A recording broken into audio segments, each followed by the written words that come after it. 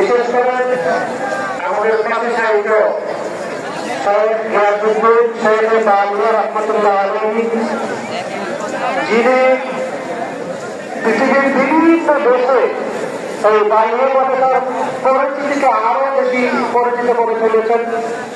তো আজকের এই মাহফিলের আমরা যারা উপস্থিত হয়েছি, আমরা দোয়া করি প্রায় খুলে যারা এই বাংলাদেশের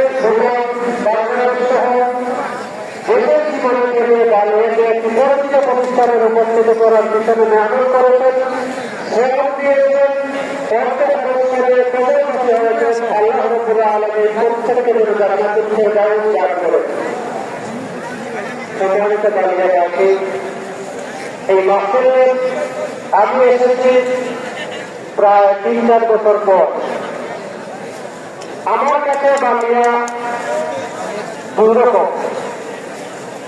আপনারা সকলেই জানেন আল্লামা বহরপুরি রহমতুল্লাহ আলাইহি উনি যখন দারুল দেওবন্দ থেকে পড়াশোনা শেষ করেছিলেন, ওনার দ্বিতীয় পড়াশোনা এই প্রতিষ্ঠানে উনি প্রথম শায়খুল হাদিস হয়েছিলেন।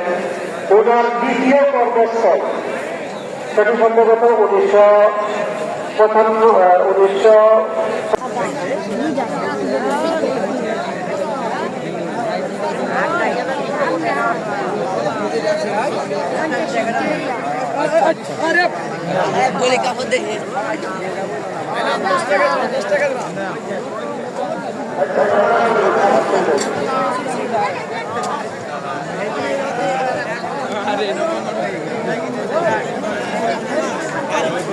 আমরা বাইরে। আসসালামু আলাইকুম। ওয়ালাইকুম আসসালাম। দোয়া না ইস পরে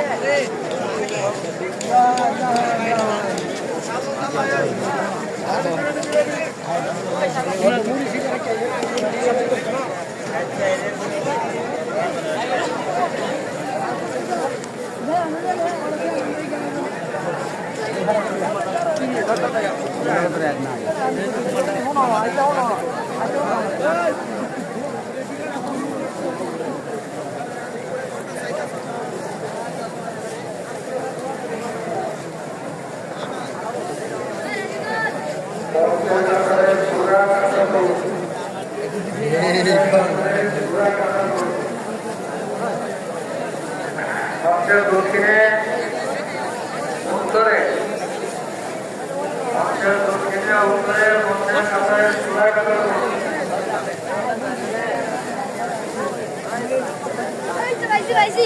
হাদিস